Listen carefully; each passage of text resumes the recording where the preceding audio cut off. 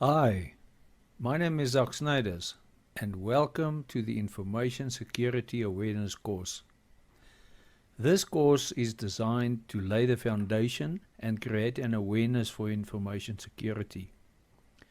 The course is designed in such a way to cater for a wide audience.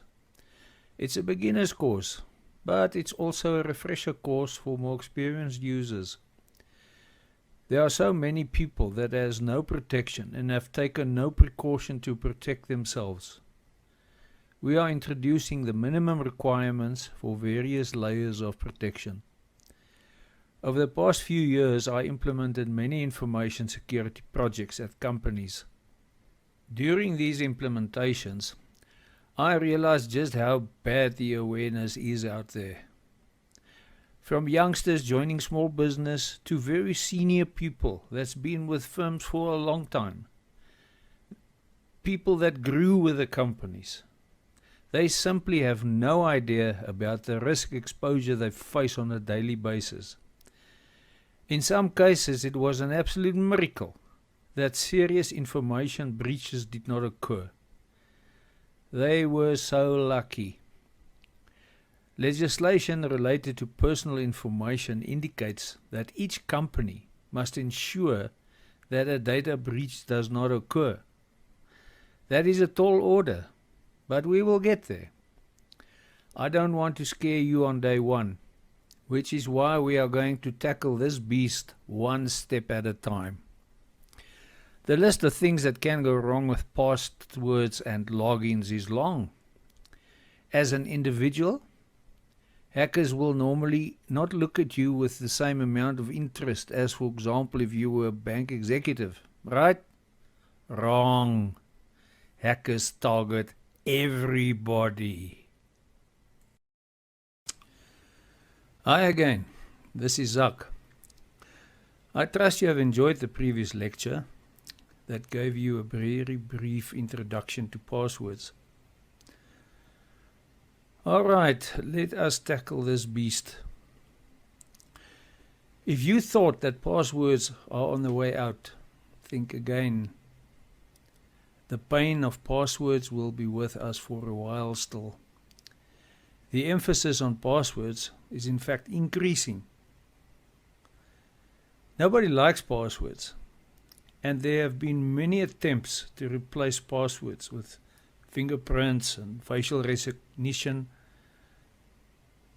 But although there's been some success, but for now, please pay attention. Passwords are your only real protection. Let us start today's lecture. Some of us have a safe in our house. Some of us even have several.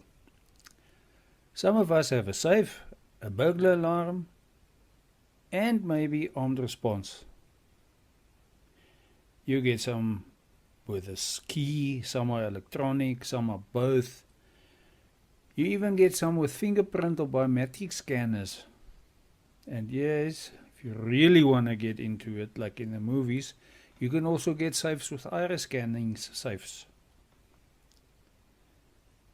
But why? Isn't this a bit extreme? Why do we do it? Obviously to store important documents, maybe a firearm, jewelry, but generally the stuff that we want to protect at all costs. Now, if we go to such extremes to protect our personal belongings, how is it then that we don't have the same mindset when it comes to our online protection? We spend thousands on physical protection, but we allow access to our online personal stuff. And sometimes there's even more critical information online that can be more damaging to us than what is in the safe. Let me explain. We store important information on the internet, such as financial and personal stuff, on places like Facebook, banking apps, and many others. This is normal practice on the internet, and there's nothing wrong with that in principle. However, the passwords and login credentials that we need to access these sites are often not secure enough to protect us. We sometimes make it so easy for our friendly neighborhood hacker. And trust me, many of us do. Let me give you some examples. If you don't have a social media account, you are certainly among the very few. On social media, there are places in your settings, on your profile, where you enter information like employment information, your address, telephone number, work history, etc. Wonderful information that is excellent to use for any potential malicious person. Maybe a person that wants to call you for some more information. With the information that is available of a person on social media, add to that your ID and telephone number, and identity theft becomes possible. That is why it is so important that you protect your password system. In most cases, that is all that stands between you and losing everything. Now, I will stress this several times during the lecture. It is one of the most important things that you can do is to protect the passwords that you use for your various accounts. Many people use the same password or a variation of it for all their accounts. This is a bad idea. Think about it. If you use the same password for everything and somebody actually gets hold of it, then they own you. Let's put some basic principles in place as a start. Never, ever use the same password for everything. And please don't think that by adding a single digit, like a 1 or a hash, after the same password makes it safe. Don't ever store your password on your computer. There are exceptions, but we will get to it. Methods to actually do it safely. It may be a pain to type it every time, but think about it. Your laptop is in your house and there's a burglary. The person manages to get into your notebook. All of a sudden, your whole life is out there and compromised. Some people store their passwords on the sticky note next to that same computer. Now that is a good idea. Please, please, don't have a file on your computer with the name passwords or credentials, and inside this document each and every system account with all your passwords. You might as well print it out and put in your drawer where anybody and everybody can get it.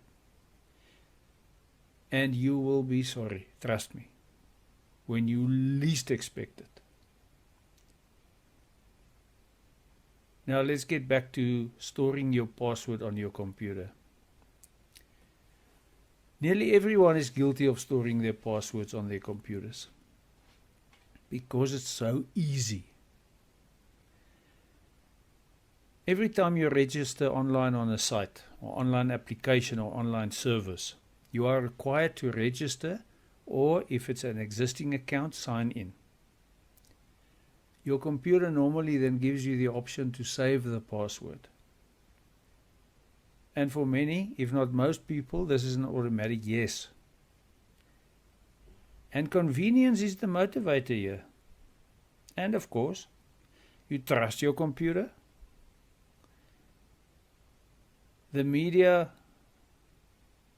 application vendors, everybody says you can trust your operating system. They will keep your password safe.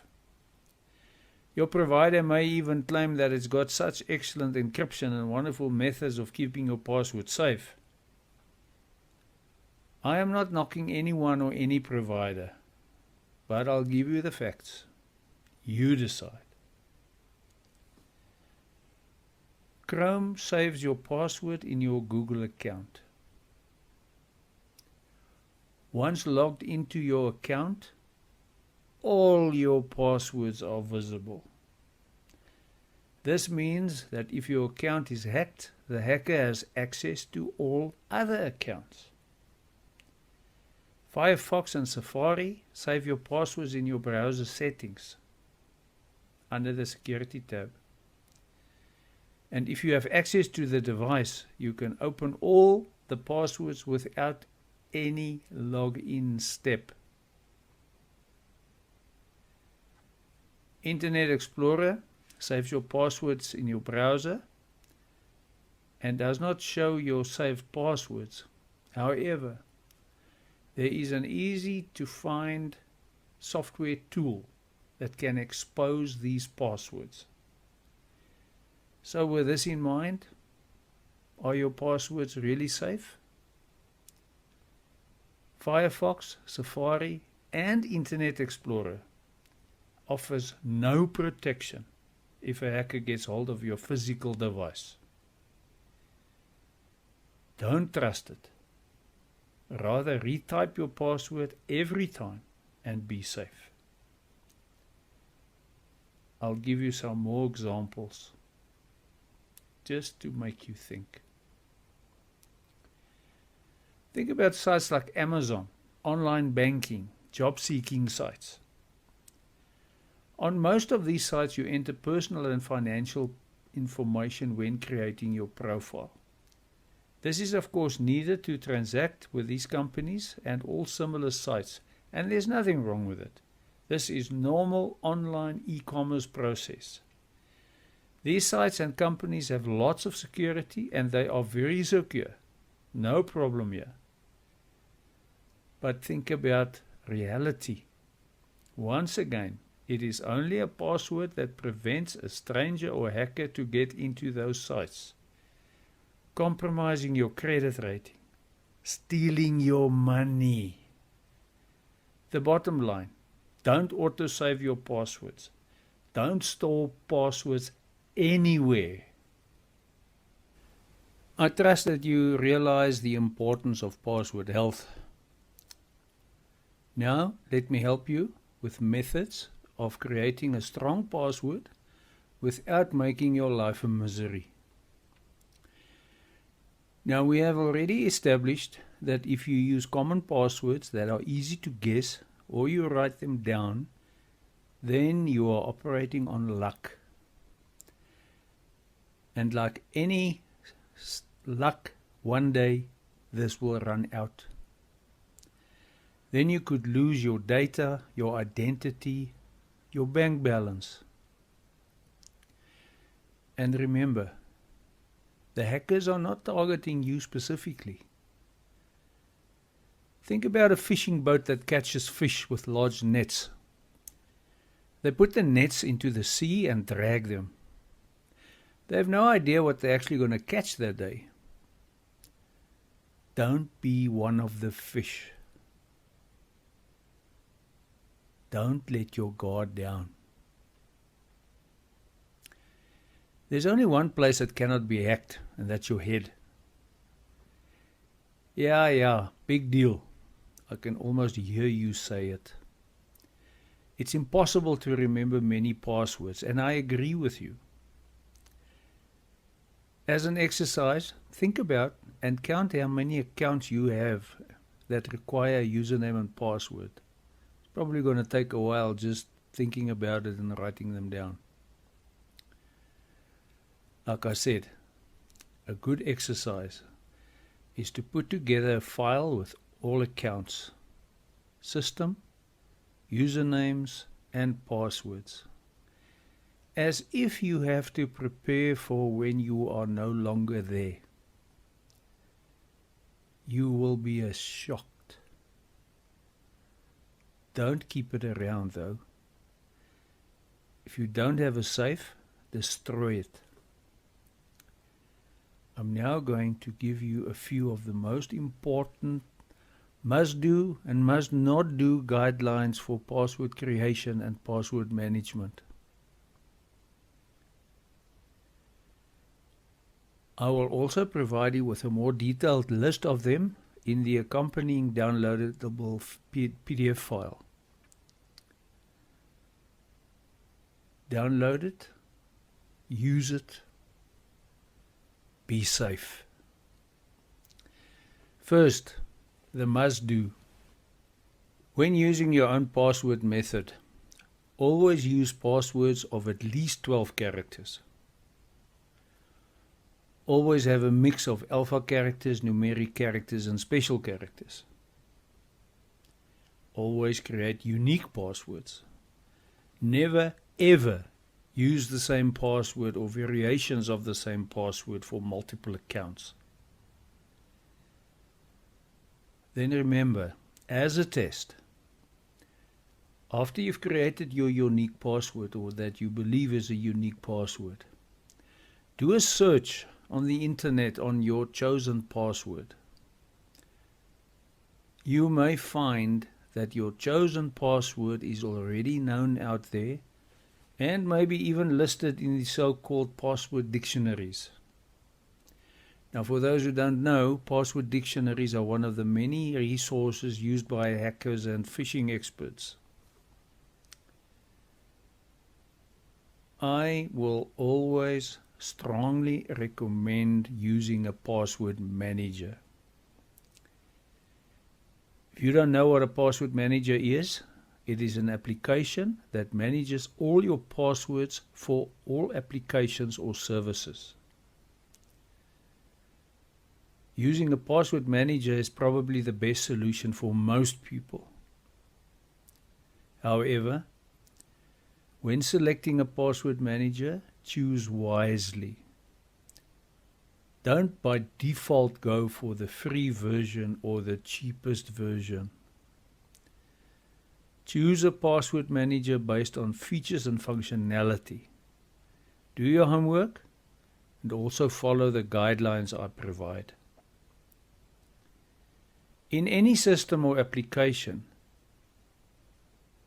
gives you the option to use two-factor authentication. Please accept this. It adds an extra layer of security and will soon be the industry standard. It makes your online security that much safer. Never use sequential and repetitive characters. And avoid context-specific password.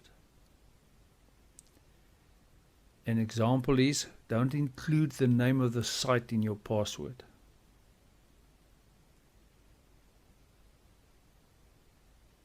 Never use clever but commonly used passwords. The word password with the A replaced by an and, or the O with a 0. There are so many people using this, it's not even funny. Don't. Remember that even when using two-factor or multi-factor security, you still have to choose an easy to remember but a hard to guess password. Never reuse passwords. If any of the system or services that you have signed on to or that you use on the internet require you to change your password, please do not change it to something similar or try and fool the system by adding a digit. Most systems will not allow it, but even if it does, don't.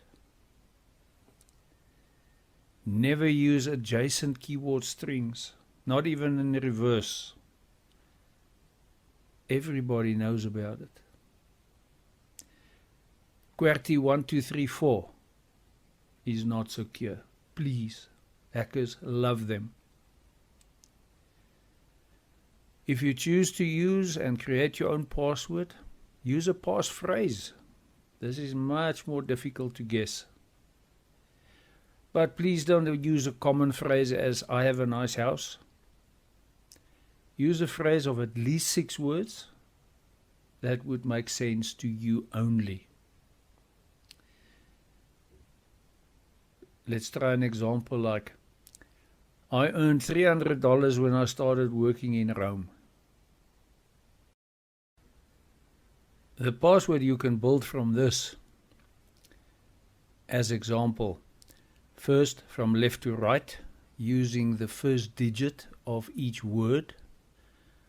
Then starting again from right to left, using the first digit of every word. That makes for a very strong password. Now think about it. If you still add a password manager to this and then use this password that you've just created as in my example and use that for your master password, imagine how safe you will be then. Use your own example though. Don't copy mine. Let me give you a few examples of good password managers. You have managers like Dashlane, Sticky Password, RoboForm, Avast.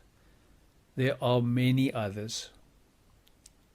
Please note, I do not favor or promote any of them, nor is the order of any significance.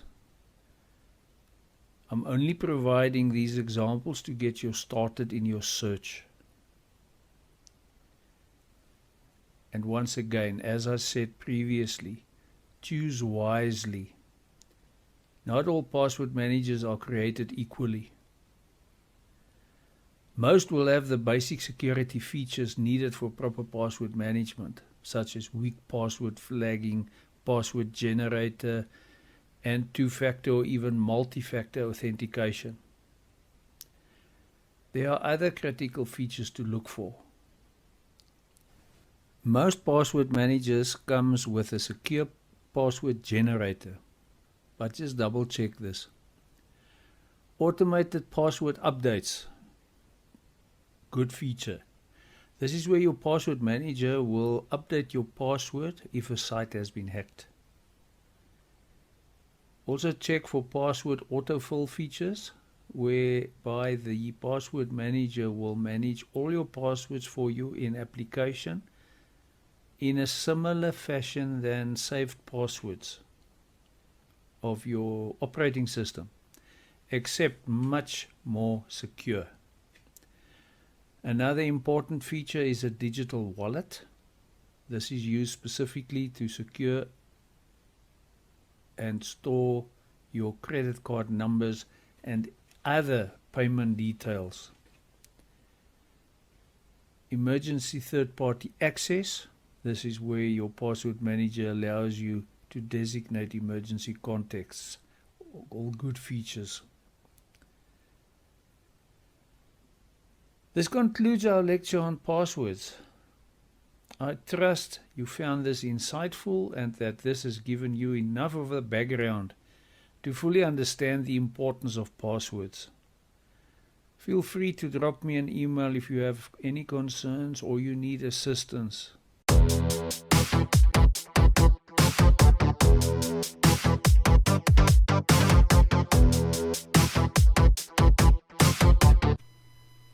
Hi, good day and welcome. This is Zak.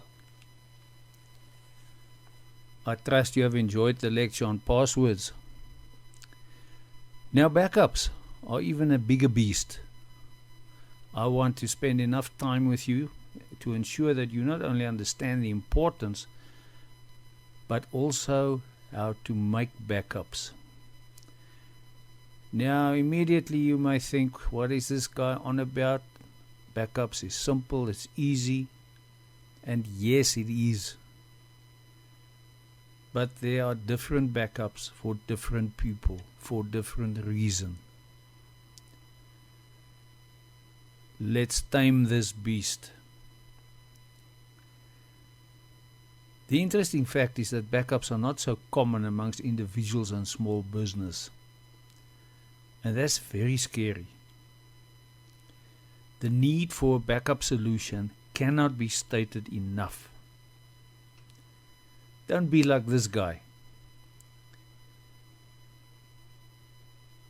In this lecture, I'm not going to aim a shotgun at you and overwhelm you. I will discuss the basics and empower you with just enough to be safe. If you want to take a really deep dive into backup, there will be a separate course for that. My aim today is to help you recover from a disaster without breaking the bank. The solutions I will discuss today should also be adequate for a small business. On your laptop or desktop, you have many files. These could be documents, photos, music, and other important documents. First, a few questions just to make you think. Have you ever lost data? Have you ever accidentally deleted files from your computer? Or has your hard disk ever become totally corrupted? Here's another one. Did you ever get to your desk or office or your home, opened up your laptop, and it was just dead? That is the moment when a wave of mixed feelings and emotions washes over you. For some of us, like a tidal wave. Like a combination of almost sick nausea, a helpless feeling. Now when that happens and you know you don't have a backup, or you know your backup is not a recent one, then in addition to all of those emotions, there's probably another one. Anger. And all of that can be avoided. Well, partially. You still have to restore, but at least you can restore if you have a backup. Let's get back to the basics. To make a backup that are simple and straightforward. But for many of us, it is not so straightforward. We're first going to look at some conventional manual backup methods. And remember, any backup is better than no backup, as long as you are able to recover. In its simplest form, you can copy files or folders to a DVD or USB drive. And yes, lots of people still use CDs and DVDs. More popular are external hard drives that are these days big enough to back up some or all of your hard disk and files. There are also many cloud-hosted solutions. Please don't worry if you don't know what it is. We will discuss this in detail. Now once again, it does not matter which method you choose, and we will discuss a number of them. The important thing is you must have at least 3 backups. Now by 3 backups I mean 3 physical instances of backups, and please not on the same media. And there are many people that make their backups on the same laptop or desktop than they are backing up. And they sleep at night. Wow. Using such manual methods as I have described is of course a bit of a pain to manage. Not many individuals have the discipline to actually do that on a daily, weekly and monthly basis. When doing manual backups, the ideal type of backup that you should have is firstly a monthly backup. That's a full backup of everything, and I mean everything. You must have a weekly backup of all the changes during that week at the very least, and a daily incremental. We will also discuss an image backup a little later. Now, maintaining that sort of discipline will ensure that you never lose more than a day, and a daily incremental normally takes a few minutes, so it won't waste your time. Once again, there's only a very few disciplined people that will manage to maintain this. We all need some help, and that is where backup software really comes into play. There are many different types of backup software. I will discuss a few of them to get you started. There are free ones and a few not so free ones.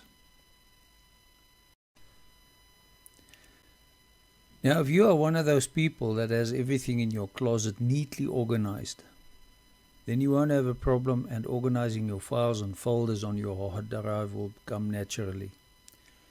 However, if you can't even keep your shirts and socks separate, then listen carefully and check the examples.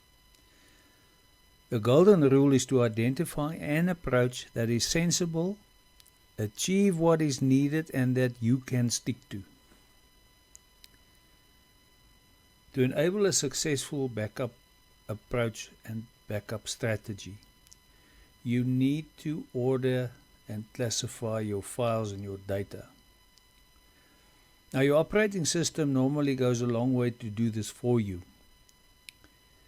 And in your existing file structure, you will most probably find, at the very least, existing folders or groups that will be under File Explorer in Windows and Finder on Mac.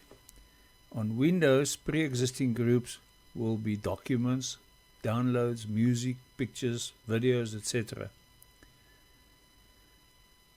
The documents or My Documents in Windows is normally the default folder where most of the documents created by Windows are stored. But after a few months, this could be a bit of a mess. Applications normally create their own folders, but you need to create your own folders under My Document structures as you need them.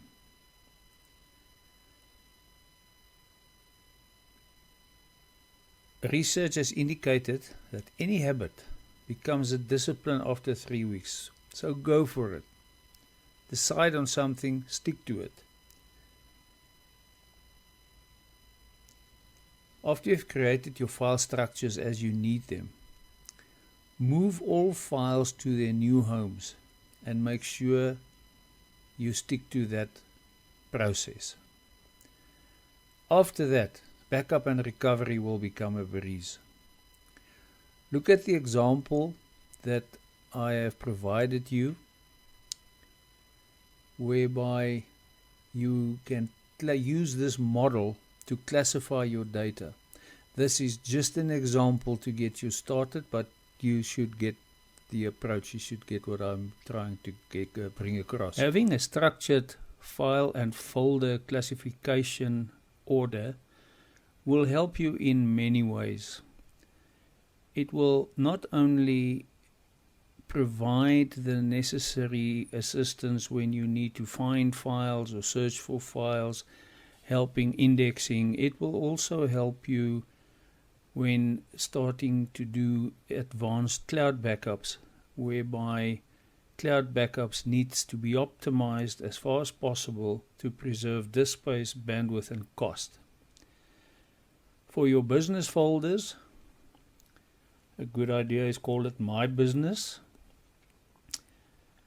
Example of subfolders could be marketing, presentations, financials, etc. However, if you have multiple clients, I recommend that you give each client his own top level folder and have individual project folders underneath that. Then you could, similar to your normal Windows folder, you can have each client have his own document folders and pictures, etc. under them. I trust this has given you a good background, not only on the importance of backups, but how to prepare for and create a solid foundation for backups. In the next lecture, We will discuss a number of backup options, pros and cons of each, and I will show you an example of actually performing a backup as a tutorial. After this tutorial, you should be able to use this as a guide and apply that with most backup software. The principle of most backup software is similar. There will always be more detailed user guides that's provided with the software as well as on their website.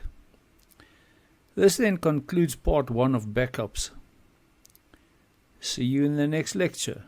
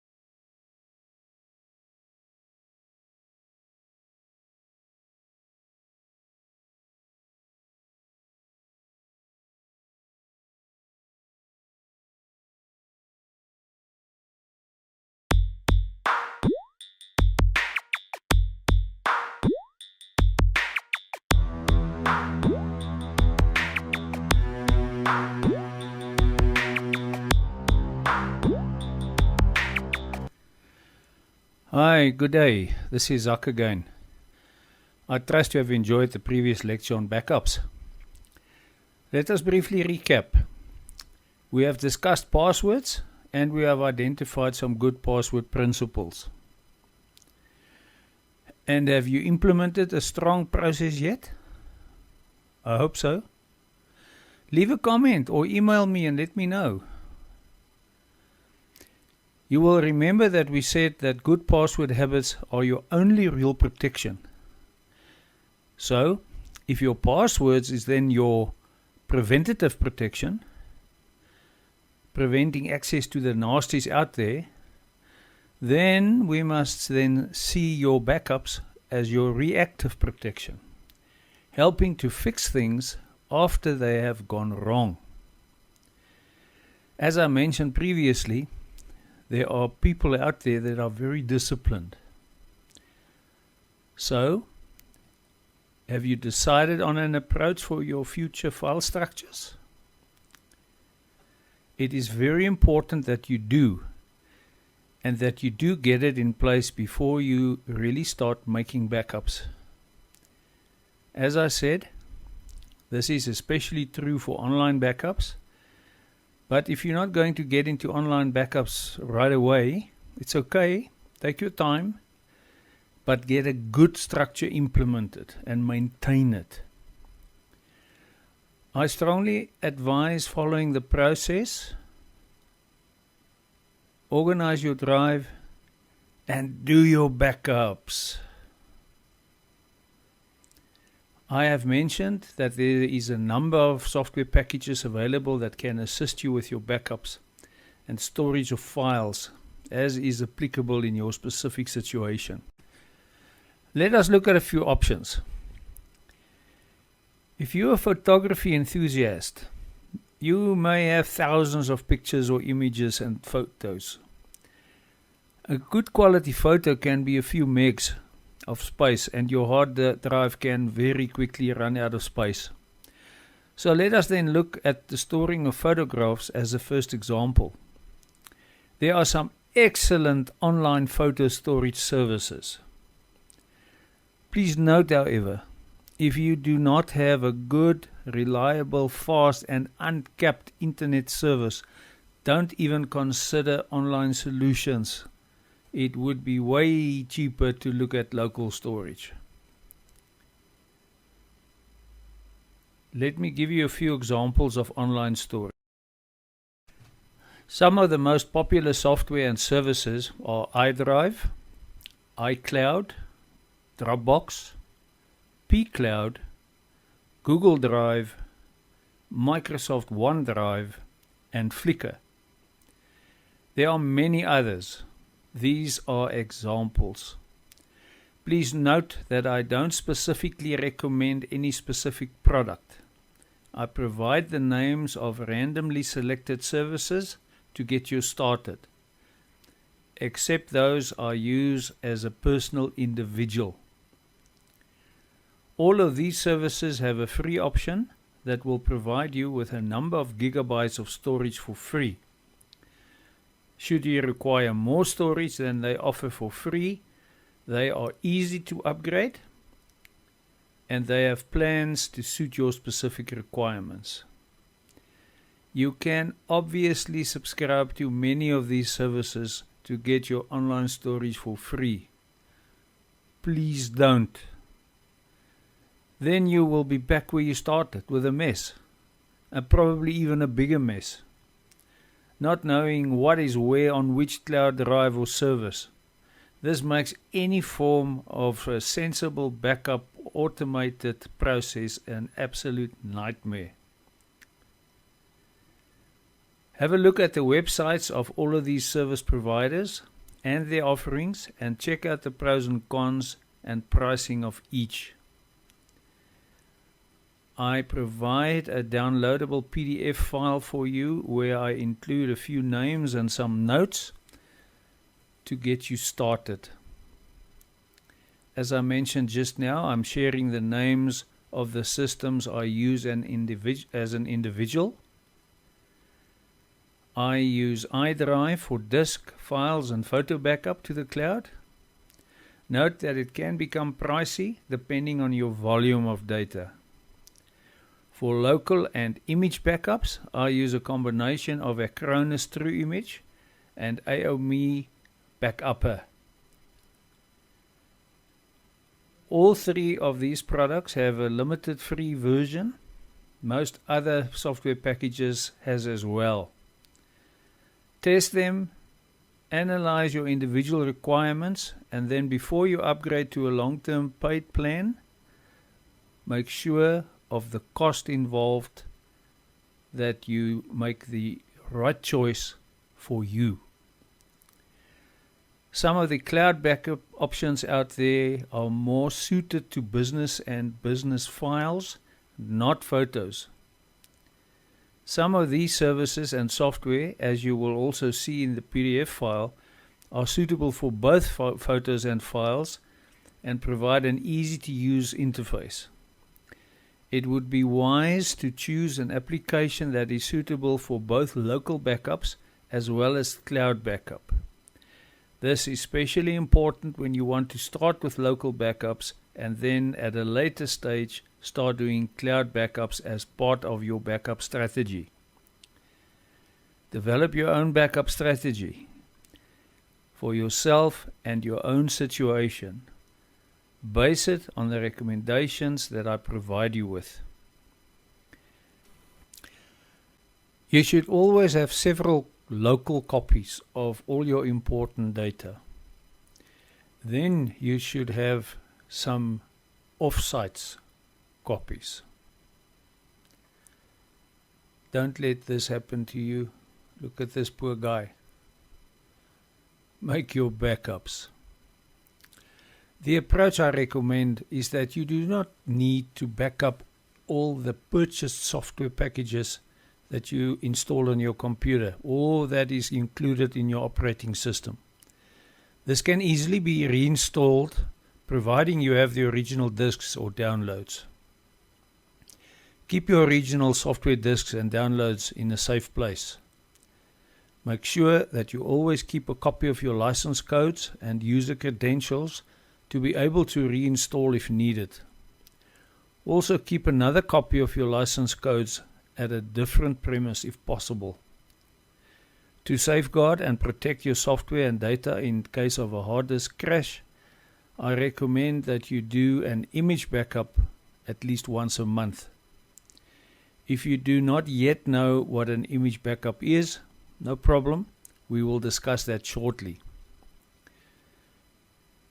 The diagram that I provide you as an example is a typical good practice backup approach, whereby you do a weekly full backup, a daily incremental, and a monthly image backup. Let us discuss the different backup types, just for clarity and to avoid anyone getting behind and not understanding the terminology that we use. We will start with local backups. Now this is a backup that you will make of the files or folders on your hard disk to a local drive. Now this local drive can be any destination drive connected to or inside your computer. Please don't select a non-removable drive inside your computer for backup. Make your backup to an external USB or external hard drive. A backup is not simply a copy, and you should always use appropriate backup software for this task, that you can maintain a backup history. Let's look at backup for the cloud. Now, for those of you not familiar with cloud computing and cloud backup, you should see cloud backup in principle similar to a local backup. The only difference is that the destination drive is sitting in the cloud somewhere. In the cloud, in this instance, meaning your backup will reside on a file server somewhere with a service provider. Constraints here you must always be aware of is bandwidth, and ensure you make the correct and appropriate backup software selection. Now, if you make use of a backup service, a backup service is typically cloud backup software with its own proprietary cloud storage. The process is slightly different, and the software will automatically make the backup to their own cloud storage facility. Let's look at image-based backups. Now, image-based backups are the process whereby your entire disk is backed up in one single run. This means the backup includes the operating system, all your software, all your files, basically everything in a single pass. The only disadvantage of an image backup is that it takes a long time to backup, and that is why it's not always a backup of choice. However, it's a crucial backup to have. Please do it at least monthly.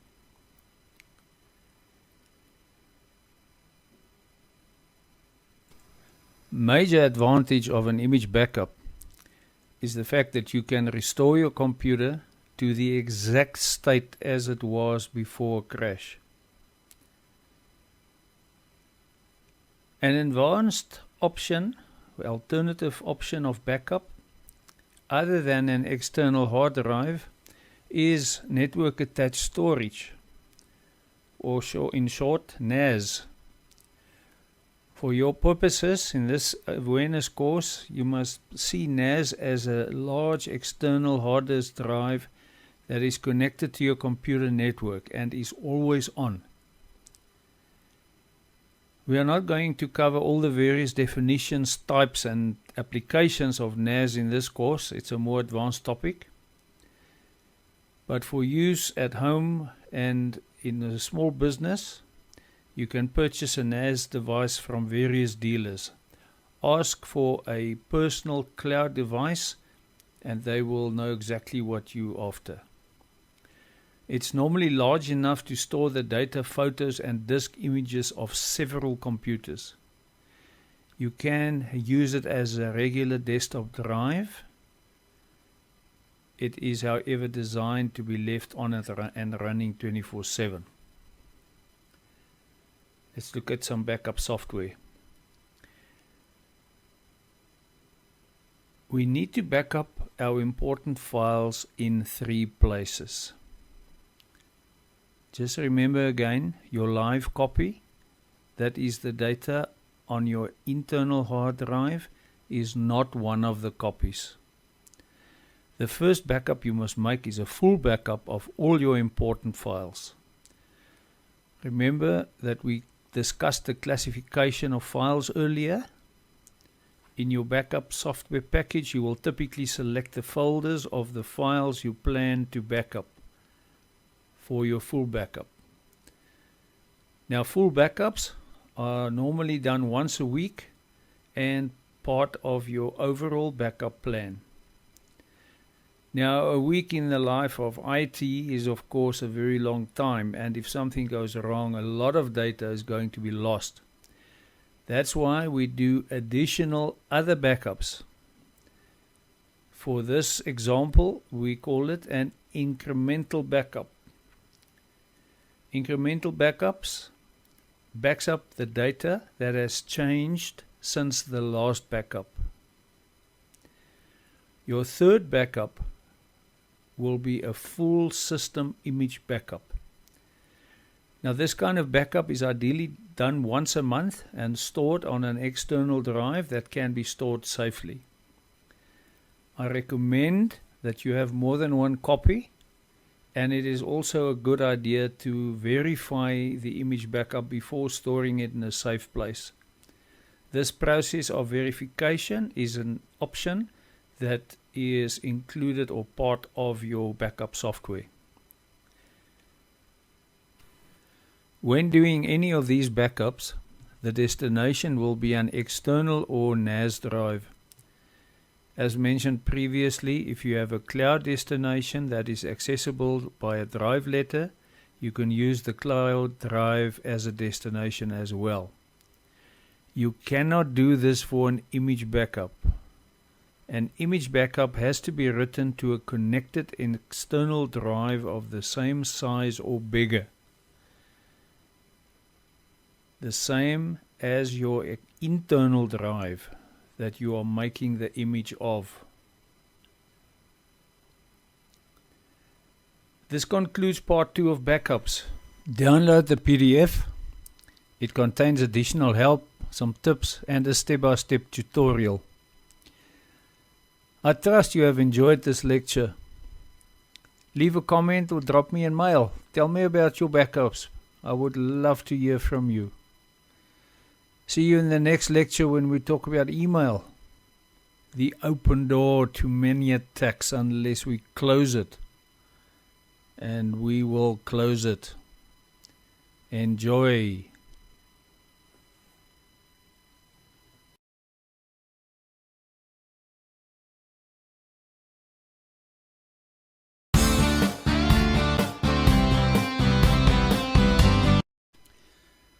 Good day, this is Zak. Welcome to this very important lecture about email security, email practices, and how to protect ourselves against phishing and other threats lurking, waiting for that moment when we are not alert, waiting to strike. Most computer users make use of email for daily communication. As an individual or working for a company, you use email. You get your invoices, your utility bills, letters of complaints, all by email, on your computer, on your mobile device, wherever, but it's still email. You also get the hacking attempts, the spam, and the phishing, all by email. Let us get some of the background theory out the way.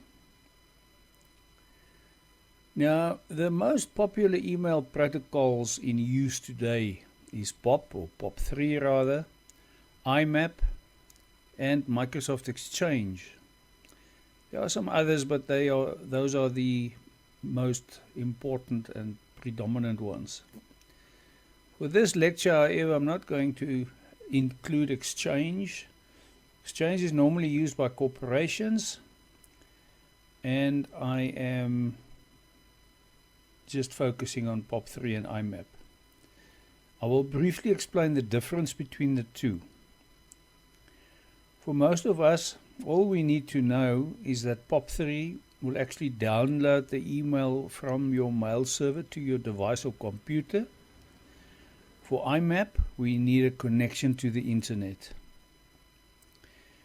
There are many free and paid email service providers. Gmail, probably one of the most popular email providers out there. You also have Outlook, Yahoo Mail, in the Apple space, iCloud. There are many, many more out there. All free email providers have limits. An example is Gmail with a 15 gigabyte mailbox limit. Now, if you want to go to the next level with your email and have full control over your own email, then you need to look at your own hosting company. You would then typically set up a hosting package with the service provider, and once again, there are many out there. You choose your own domain name, which will then become your email address. Example, joe at whatever domain name you choose, .com or other extensions. There are a variety. Now, for your own domain and self-managed email, prices vary from very cheap to quite expensive. Do your research and choose what will work for you. Now, I'm not going to spend too much time on the various service providers. For a free email service, I would choose from the top 3 vendors. For a paid service with your own domain, you will have to do a bit of your own homework, but HostGator, Network Solutions or GoDaddy is a good start. To search for comprehensive lists for paid service providers, enter best email hosting services in your search engine, and for free email providers, type best free email providers in your search engine, and you will get a load. For the rest of this lecture, I'm going to assume that you have an email address and email box, regardless of whether that is Gmail or Outlook. Whatever method you use to send and receive emails, we will now focus on protecting you, your email, your computer, and your identity. Let us start with some spam.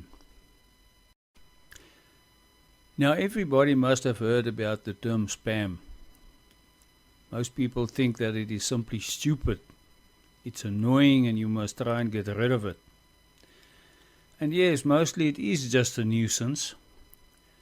But spam today is not only a nuisance, it can be a serious threat.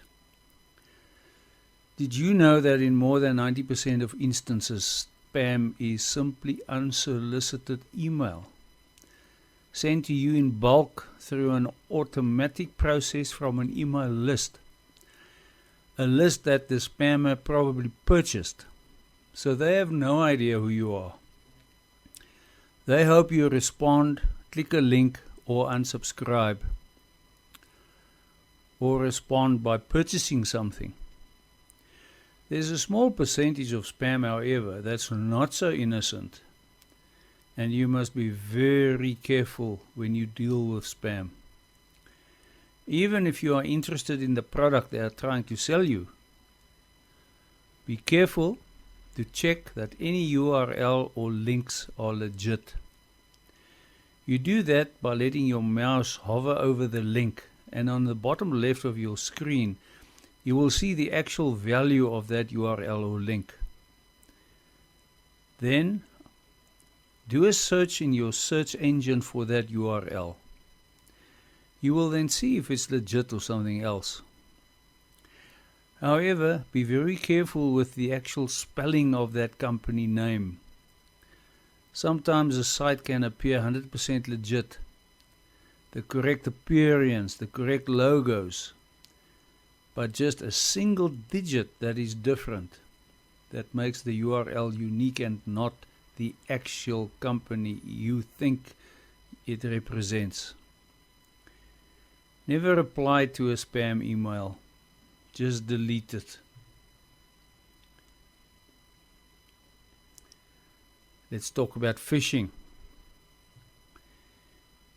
In an old movie from 1986, The Fly, there's a quote, "Be afraid, be very afraid." In the world of phishing, you should say to yourself often, be alert, be very alert. The bottom line is, if you are not alert, phishing will get you. Phishing is one of the most effective ways for hackers and criminals to get into your machine and into your life.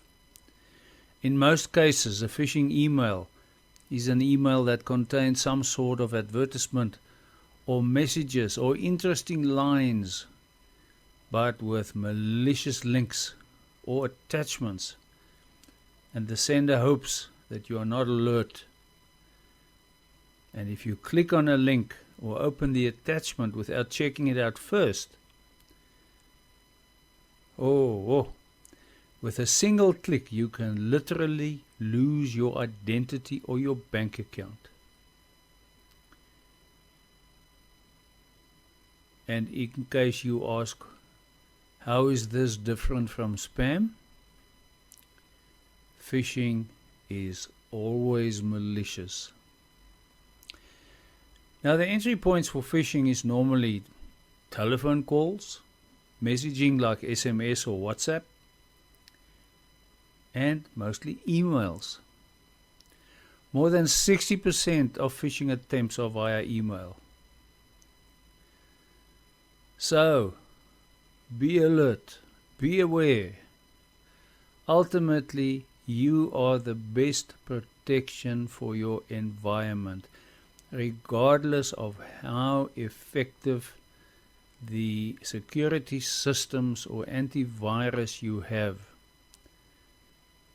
You are still the best single protection. Let's look at telephone calls. More and more on a daily basis, users are bombarded by various telephone calls from unknown individuals and call centers. Many such calls are innocent and simply cold calling from businesses that are attempting an easy and inexpensive way to entice you to provide them with information that they can use to contact you, target you with email advertisements or contact details that a salesperson can contact you. However, many such calls are not so innocent. You and only you can protect yourself, your identity and your information. Use the following tactics. Try and verify the caller identity by using small talk and direct questions. Be careful of vendors, contractors, disgruntled employees asking odd questions about business matters. Someone claiming to be someone with authority. A caller refusing to provide a return phone number. The giving of unnecessary compliments or words of admiration. Or somebody claiming they need something urgently, something that simply cannot wait. Someone exhibiting the behaviors as I just mentioned, and also avoids being questioned. Be careful. Some more specific considerations and awareness. Your bank will never ask you for information by telephone if they call you. Be careful if your bank calls you and claim it is the fraud department wanting to verify information. If in doubt, call back. However, when you phone your bank, they will ask you questions to confirm your identity. This is normal. Let's look at some SMSs and WhatsApp messages. SMS phishing, also called smishing, is a criminal activity using the conventional SMS platform to deliver open or hidden links to your cell phone. Phishing, once again, in simple terms, is the act of someone trying to get your personal or sensitive information such as passwords. Always double check, even if you think you know the sender. Many people simply respond without thinking. It could be a fraudster contacting you, pretending to be someone you know. It could be an SMS claiming that the sender is in hospital and wants you to text back. Be careful. Similar to email, sender details can be changed. Most people now have smartphones that can connect to the internet. A malicious link sent via SMS can, in a matter of seconds, pass information about you and your phone to an address on the internet. This remote address can then respond, and again, within seconds, install a script on your phone, and if you do not have the correct protection, you are exposed. Smishing messages may come from telephone numbers that are in a strange or unexpected format. If you have any doubt, delete it immediately. Do not open it and do not click on any links or any highlighted text. Some messages warn that the consumer will be charged unless he cancels his supposed order by going to a website. Don't. Some smishing techniques are insidious and can result in spyware downloaded to your device. Some considerations. Remember, nobody will select your number randomly and send you a gift. Don't get caught.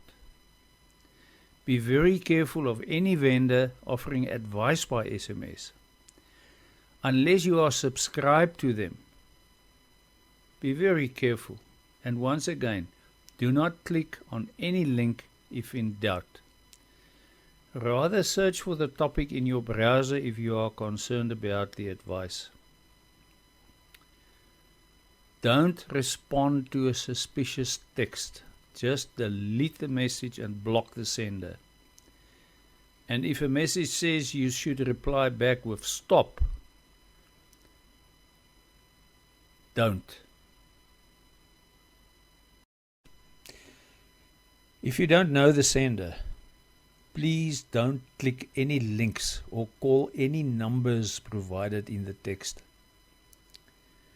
Also, never download apps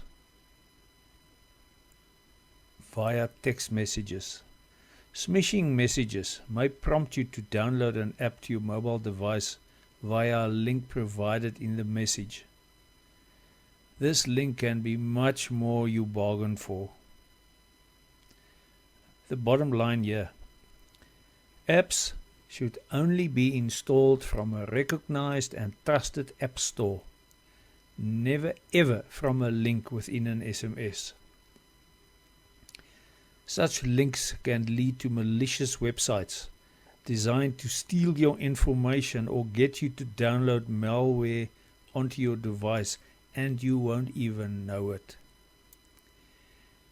If you want to make sure a text message is legitimate, look up the correct contact information for the company or bank in question.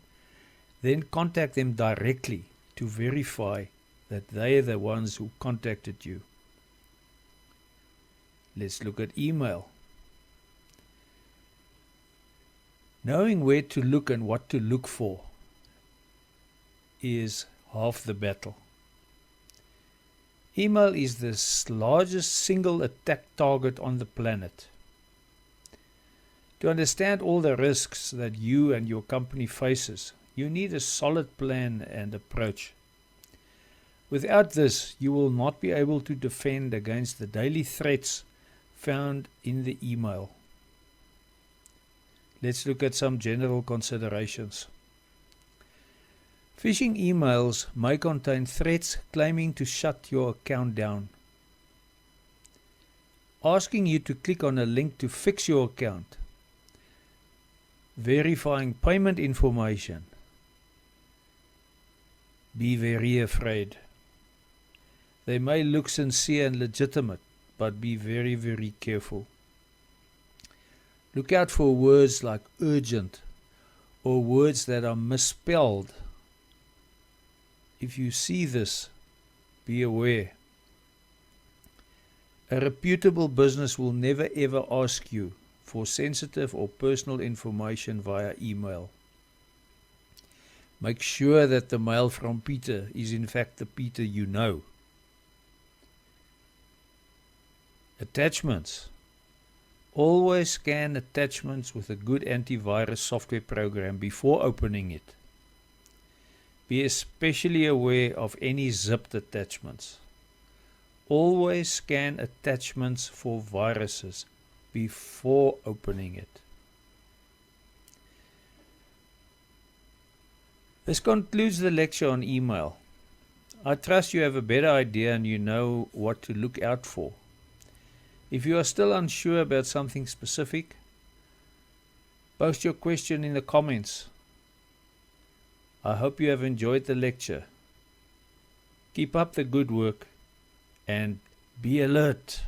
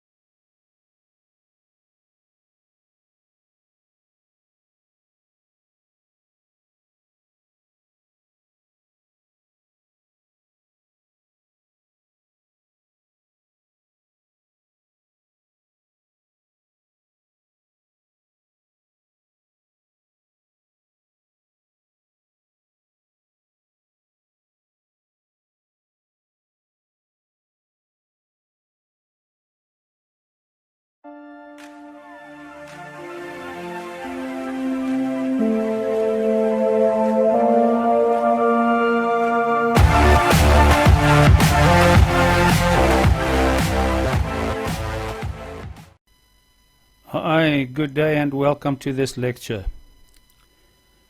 Today we're going to talk a bit about the internet. Surfing on the internet. Safely surfing the internet. Protecting ourselves. Avoiding viruses. Avoiding spyware. Everybody does it. It has become one of the most common activities of everyday computer users.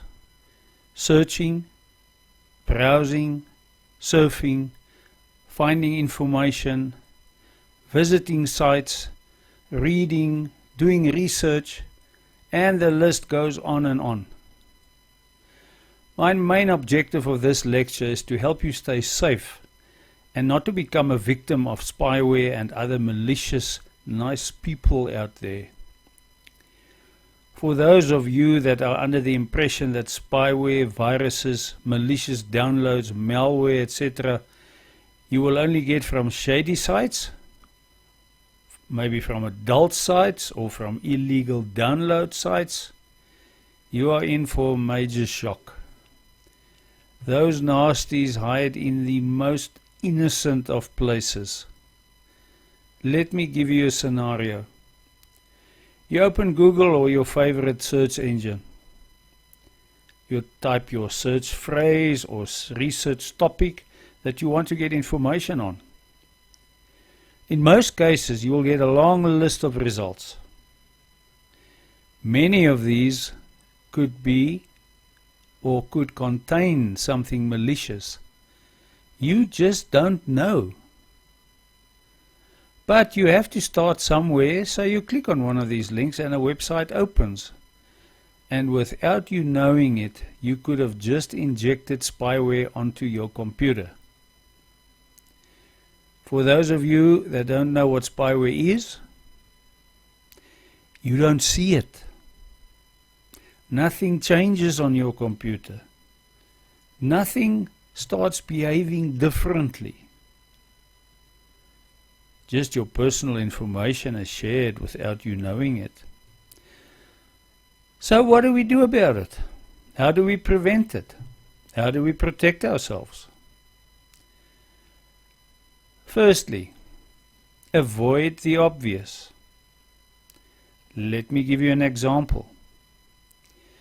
If you're on the road all day, every day, the chances of getting involved in an accident is a lot greater than somebody who seldom drives on the road.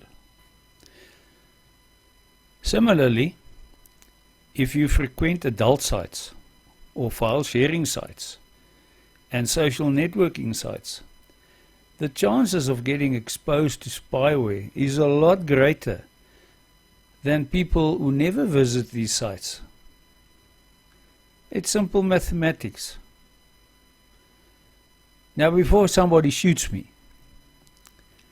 I am not saying that these sites must be outlawed. No. What I am saying is avoid these sites if possible. But if you do visit them, listen to the tips and guidelines I provide.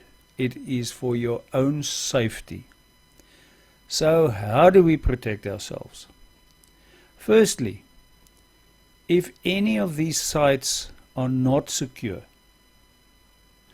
Now, by not secure, I mean it has not got a small visible padlock or HTTPS in front of the URL. The URL is now the address of the website in question that displays at the top of your browser. If that's the case, please stay away. Especially if these sites offer any files or software or special offers for free. Think about it. Who gives away anything for nothing? They want something. As with the backup software and password managers we've discussed in previous lectures, antivirus and anti-spyware packages are also freely available all over the internet. There are free and paid for versions. In your search engine, type something like protection against spyware and you will get a long list of options. One free one to get you started that you can look at is called Total AV. There are many, but if you haven't got something in place, get one. Doesn't matter which one, but get something in place. Just do your homework. If you do currently have antivirus and anti-spyware, great stuff, but double check that it's not outdated. Make sure it's current. Make sure it's a good product with the minimum features that I will recommend right now. The software you need on your computer for safe surfing must contain at the very least antivirus, anti-spyware and anti-malware protection. That is really the minimum. What you also need is a VPN, and it comes included with many antivirus packages. If yours don't have it, get a separate one, but get one. If you don't know what a VPN is, the definition for it is virtual private network. Bottom line, what this software does is it enables you to set up a secure line and a secure connection when you connect to the internet. This is critically important when you connect to the internet from a Wi-Fi hotspot or free Wi-Fi that is provided in coffee shops that is normally not secure. Check when you are in one of these coffee shops and or Wi-Fi hotspots, and there will normally be a list of Wi-Fi options. It clearly displays which are open and which are secure. If you do not have a VPN installed on your computer that you can activate, do not make use of this free Wi-Fi. Don't take a chance. Some of the hotspots don't allow you to activate and use your VPN. If that is the case, don't use it. That coffee can cost you a lot more than you bargained for. Let us discuss another scenario. When you meet someone on the street or in a coffee shop, what information will you share with this person? You will certainly not share personal information about your relationship. Give him your home address or your ID number, and maybe even your cell number, not with a stranger. Will you? Then why do people share such personal information with strangers on the internet? Be very careful when you visit sites online to find information or when purchasing a product. If a company or website asks for information that has nothing to do with them or nothing really related to your investigation or your information that you need or the product that you want to buy, be aware, be alert. When you purchase something and this website does not redirect you to a secure payment gateway like PayPal, and the site wants all your financial information and credit card information directly on the site, and it's not a secure site, stay away. You're going to get caught.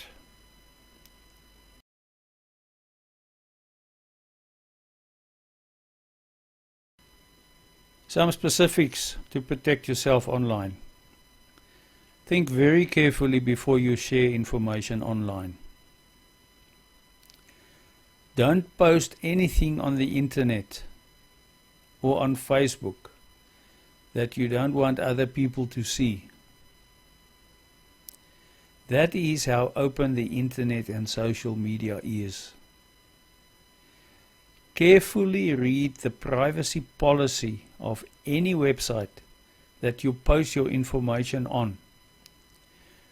Make sure that you know what they will do with your information, why they need it, and how the policy enables them to share your information. I've mentioned this before, but on social media, check your security settings and adjust it to what you feel comfortable with. Set it so that only the people you want to see your posts can. Websites that ask you for specific security questions to be able to reset a password. Please do not provide information that actually relates to you and that can be potentially damaging. Provide answers that has meaning to you, but not to anyone else, and also that cannot identify you in any way or otherwise impact you.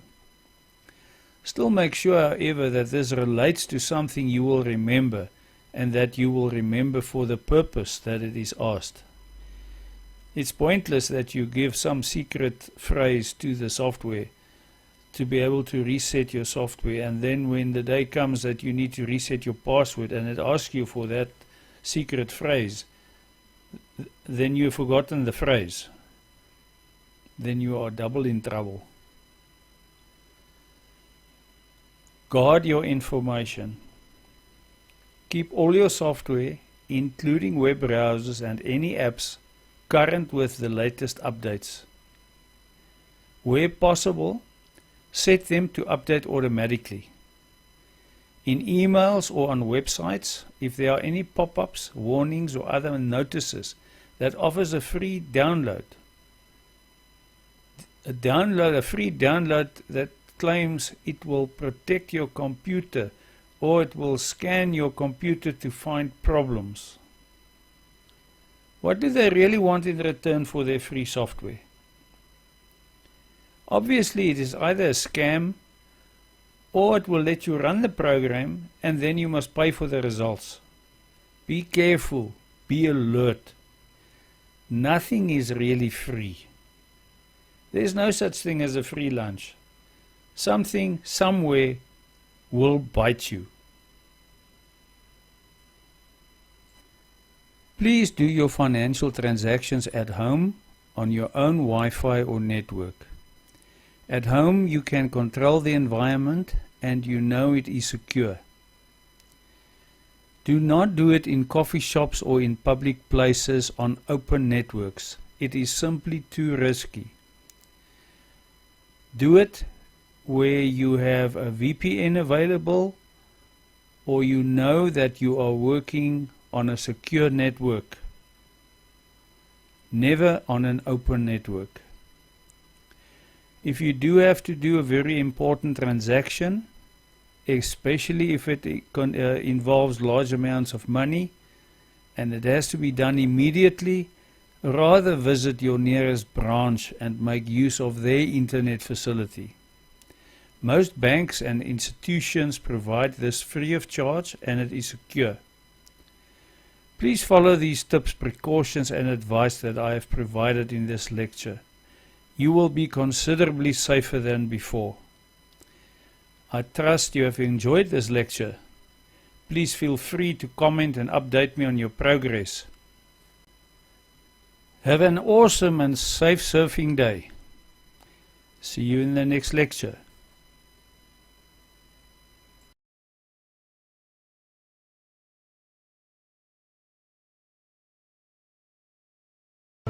Teach your children well, their fathers have.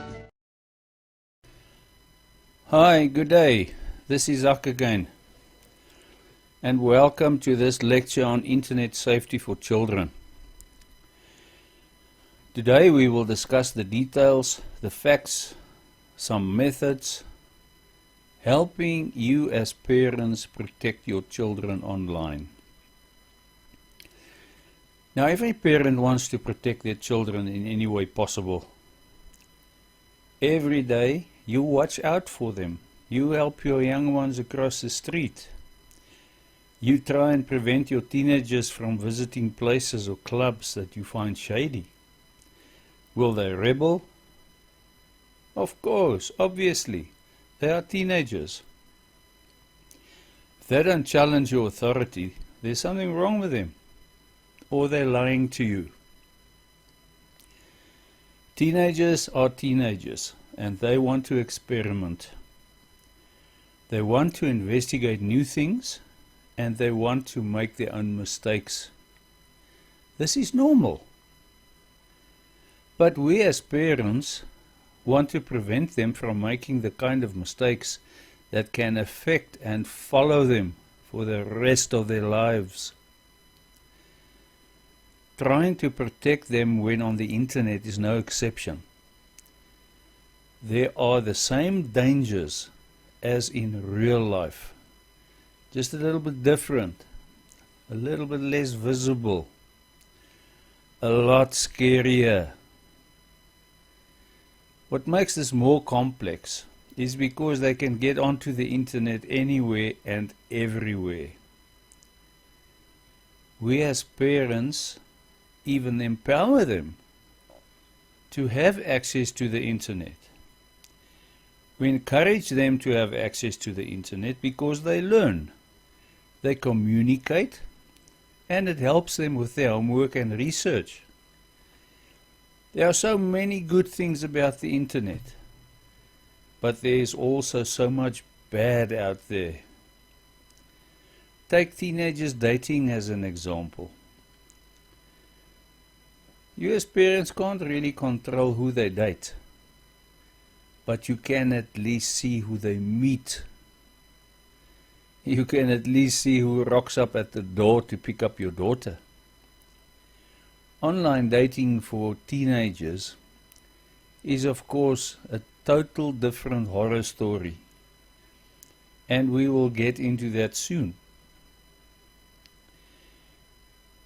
In the previous lecture, you learned all about protecting yourself online. Now, when dealing with your children and your teenagers, you must apply those same rules. You as the parent must, however, teach your children, and especially your younger children, and your teenagers, to be equally alert and aware online. But this is no easy task. We have to realize and appreciate that children and teenagers are much more naive, or trusting is a better word. They don't necessarily see the evils of this world. And that's simply because they have not yet been exposed to it. Yeah, fine, they see it on TV and they see it in the movies, but they see this as fiction. They adopt the attitude that it cannot happen to them. That is why they are much more likely to make unwise or reckless choices on the internet. Protecting your children online and making sure that they stay safe, that however cuts through a very, very thin line of parental protection, parental control, and downright interfering in their lives, impacting their privacy. And yes, they are entitled to their privacy. But at the same time, it is your duty as a parent to protect them. You should always first give them the benefit of the doubt and respect their privacy. But you should also look out for signs that everything is maybe not so okay. Let's discuss a few of the signs. If your child or teenager turns off his computer the moment you walk into his room, then the first red light should come on. Now once again, this is where that thin line comes in, and you as parent needs to make a judgment call. They could have been chatting to a friend, maybe a boyfriend or girlfriend, which can be embarrassment and embarrassing if you found out, especially if they are younger. Then they still want to hide the boyfriend. They could, however, have been looking at an inappropriate site. You just don't know. But once again, initially, you have to give them the benefit of the doubt and trust your children. But now you have to monitor this behavior. And if this becomes frequent behavior, then you have to take action. We will discuss this action. If your child starts receiving packages or mail from people you don't know, it's obviously possible that they have ordered stuff online. But it would be wise to inquire what it is And if it's a legitimate purchase from their own allowance and not from your bank account, then there's no problem. But it could also be from a potential predator your child met in a chat room. Ask the question. It's your right and duty as a parent to make sure. Now, while you are not supposed to know what's on your teenager's computer, after all, it's their private space, and they will very quickly remind you of it. But if it so happens that you do discover inappropriate material, proceed with caution. And remember that most of us, even those of us before the internet, were curious and looked at magazines with inappropriate picture. I'm not saying you did, but some of us certainly did. Discuss this with them. Don't outright ban it, but rather warn them about the related dangers of such sites, and then let them decide for themselves. Spyware and viruses and related dangers are common and frequent on these sites. Explain to them what can happen. Warn them. Now, if you notice that your child becomes withdrawn without any specific reason for it, there obviously could be something behind it. Talk to your child. Try to establish if there's anything that bothers them. It could be online bullying. It could also be something like a sex offender that your teenager met through an online dating site. You have to check. You have to try and find out. And if your child doesn't want to open up to you, talk to a family member, let them try. Where you must really try and stand your ground is don't let your child participate in online chat rooms. There are some of them that are innocent, but there are so many people out there that enter into chat rooms pretending to be children or teenagers trying to meet them. And then they are very far from being teenagers. We have to be aware of this, and we have to alert our children of this.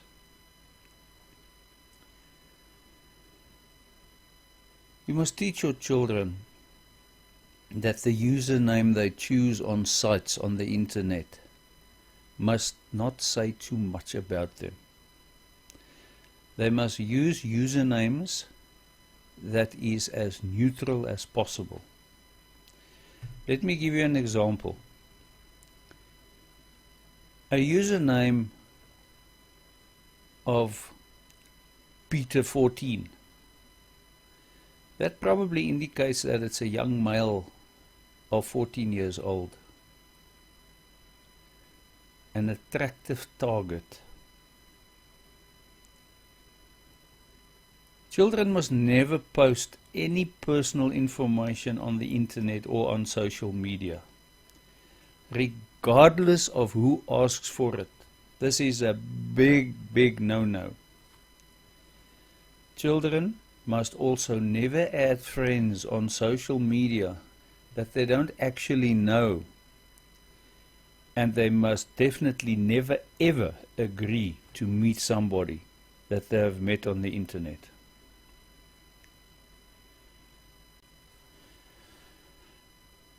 So what else can we do as parents?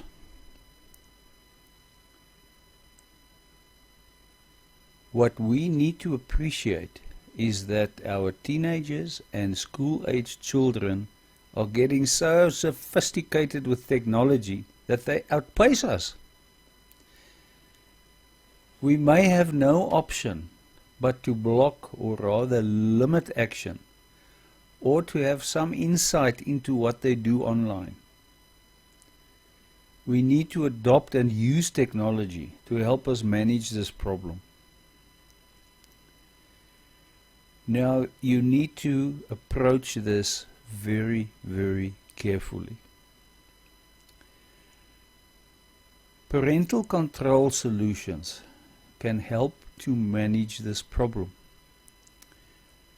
Don't, however, think that this will be a quick fix. That you can simply install parental control software on your teenager's computer, set up some rules, and that's the end of it. Not quite. Many of today's teenagers has many devices. They have cell phones, iPads, some even still have iPods, PlayStations, and the list goes on and on. Most of these devices give them access to the internet. So what do? Yes, we can go ballistic and install parental control software on all their devices, right? Yes, you can, but it's not a good idea. We will get the wrath of our teenagers. They will immediately think we are punishing them. And that's not the intent. The intent is to protect them. We have to apply parental control for the younger ones, especially those that are not yet able to make sensible decisions for themselves. Our teenagers, we have to trust them. Rather than imposing strict parental control, we must teach them and show them the facts of what is right and what is wrong on the internet. That is why it is important that we as parents must be able and enable ourselves by having the knowledge ourselves. Once we have the knowledge, then we can with confidence talk to our teenagers about the issues on the internet. It may even be a good idea to get your teenagers to do the lectures in this course that's related to internet safety. The same ones you have done. Let them see for themselves and enable them to make informed decisions. You must protect the younger ones and put parental control and router limits in place for them. It is the right thing to do. Then the teenagers, once again, empower them with the knowledge and awareness that you have learned. Then it's up to them. They need to be responsible for what they do on the internet. As a tip, the latest versions of Mac OS and Windows have got some parental control software built in. You can also acquire other parental control software with more features and flexibility. One such example is NetNanny. But some specific tips for you. And once again, this is mostly aimed at younger children. Put a password on the computer that you have to log them in to use the internet. Another method, with parental control software, you can restrict access to the computer to a time limit when there's supervision at home. However, this is not going to help you much if you have many different devices in the household. Then parental control software is not practical.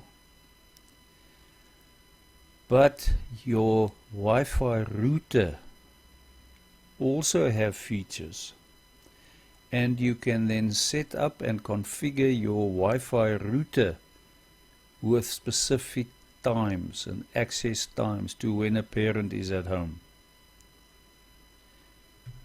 In that way, no device can access the internet when you or an adult is not present.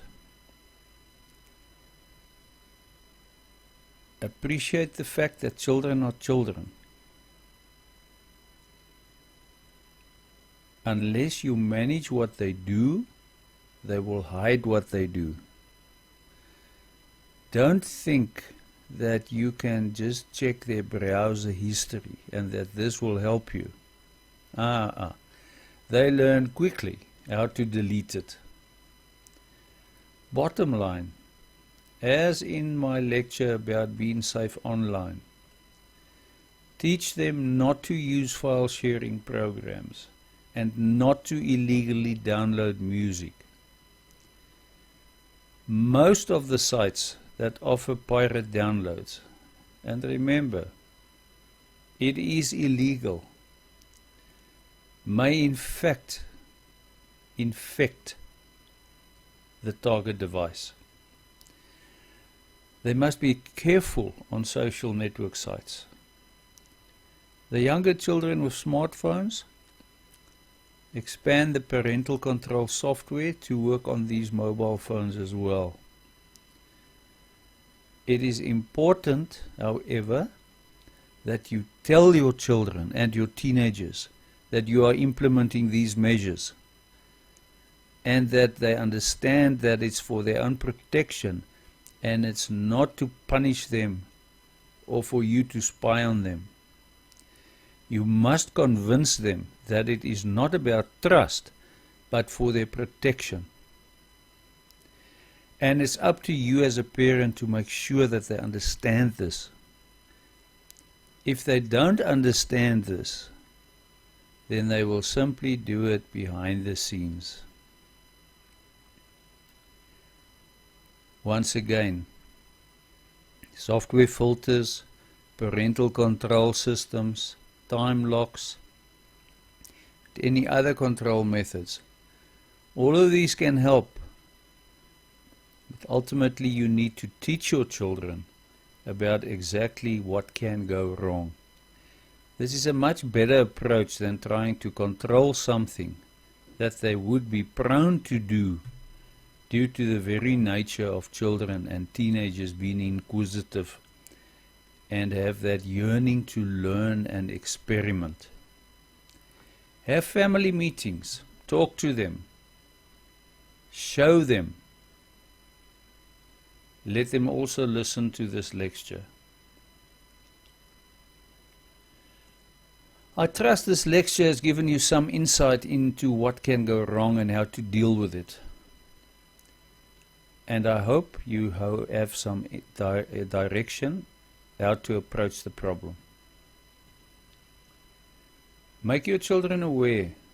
Help them understand that it's for their own good. I hope you have enjoyed this lecture. Have a good day.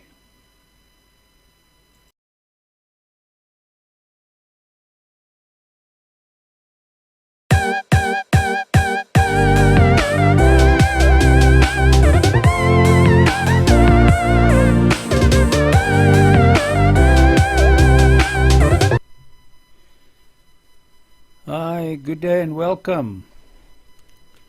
Today we're going to do some traveling. Now we all like traveling.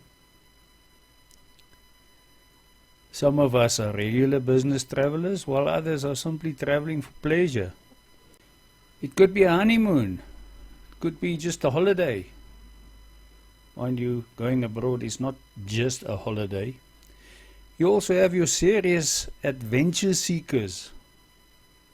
Thousands of people travel on a daily basis. Now, traveling in your own country or abroad creates its own unique range of security issues, both personal and for your cybersecurity. Now, before we go anywhere, did you make your backups? I sincerely hope you did.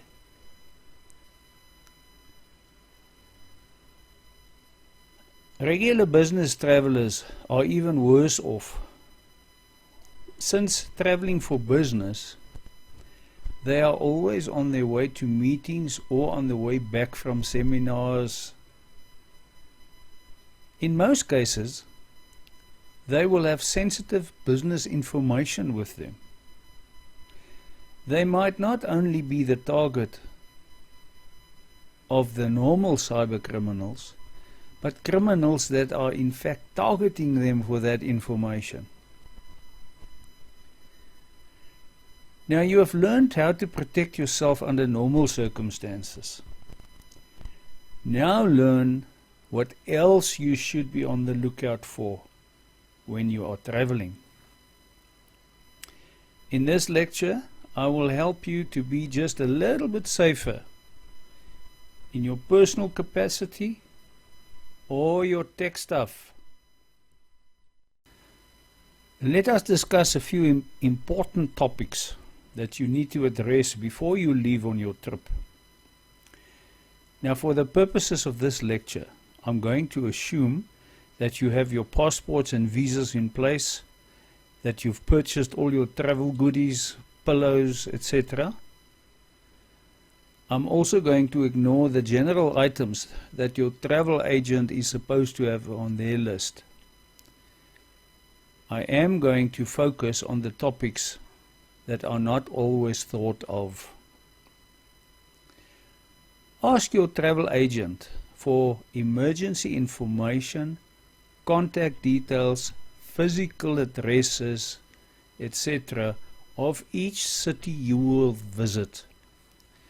This must include information like the embassy, police, hotel, at the very least. If you will be visiting a foreign country where it will be difficult to communicate, I strongly recommend that you invest in a language translator program for your mobile or a dedicated translator device to help you with general communication when you visit such countries. Get travel insurance. Many people do, many people don't. It's a personal choice. But I have found that it gives you that little bit of security and a comfort feeling. It's wise and may help you when you least expect it and need it the most. Those going on holiday are excited and they're on a bit of a high. A natural high, not the other kind. You are eager to share your destination and make your friends and families jealous, and that's fine. It's nice and good to share, but don't overshare and don't share with the wrong people. Don't make it public. Don't splash it all over social media. That is not so wise. You could easily end up informing the wrong kind of person with basically a roadmap of where you are going. At the same time, you are advertising that you're not at home and that your home is now probably vulnerable. Now about your tech stuff. Most smartphones, laptops and tablets have security settings that allow you to lock the device with a PIN number or a fingerprint ID. Do this or enable this on each device you take with you. And it's a good idea even when you're at home. If it's a laptop, make sure that you activate a startup password for it. This is especially important at the airport where your devices are very vulnerable and are targeted by thieves. If it is password protected, then automatically there's some defense against the security or data breach. Disable your Bluetooth. Don't let your PC get away from you. Bluetooth connectivity can be intercepted. Hackers can potentially hack into your device. Keep Bluetooth off when traveling abroad and only switch it on when you really have to. At the airport, I think criminals probably attend a special school. That's what it looks like to me sometimes anyway. It's almost as if they are trained to spot tourists and can distinguish the non-regular from the regular travelers. Don't help them by wearing clothes that are screaming tourist. Tourists are the first to be targeted by scammers and thieves. Don't get noticed for the wrong reasons. You have to be even more vigilant and alert when you are lounging around the airports. Protect your smartphones, laptops, and whatever else you have with you. Wearing the wrong clothing can also get you into trouble when traveling in countries where the appropriate dress is very important. In some countries, it's a sign of respect. Keep that in mind. Be cautious when using public Wi-Fi. It is even more important when traveling than at home. At home, you have many more options than abroad. When using Wi-Fi hotspots, remember that the same rules and the same security measures that you have learned so far applies. It is even more important to use your VPN. And if you can't, don't do any form of financial transactions. But if at all possible, avoid using open Wi-Fi. Rather go for secured Wi-Fi and ask for the Wi-Fi password. Never connect to a totally open Wi-Fi hotspot. Disable location sharing. Only enable location sharing if there's a specific reason for you to do so. Don't leave it on by default. It could provide easy access to the wrong person. Be aware that if a wrong person can track your movements, they know each time you are not in your hotel room. Now, when you reach your destination, now, I'm not saying go to the first pub you see, but a pub is certainly one of the best places to speak to locals. Otherwise, the front desk of the hotel or guest house is also a good place to get information. Be polite and friendly, but ask the locals or receptionist for relevant information and make notes. Keep them handy. Ask which parts of the city you should avoid. Ask them to get an idea of how much a taxi should cost. Where good but inexpensive restaurants are. Don't, however, get into such a discussion that you start oversharing. Don't share your travel plans, accommodation, or personal information. Be safe. Be alert. I trust you've enjoyed this lecture. Happy travels.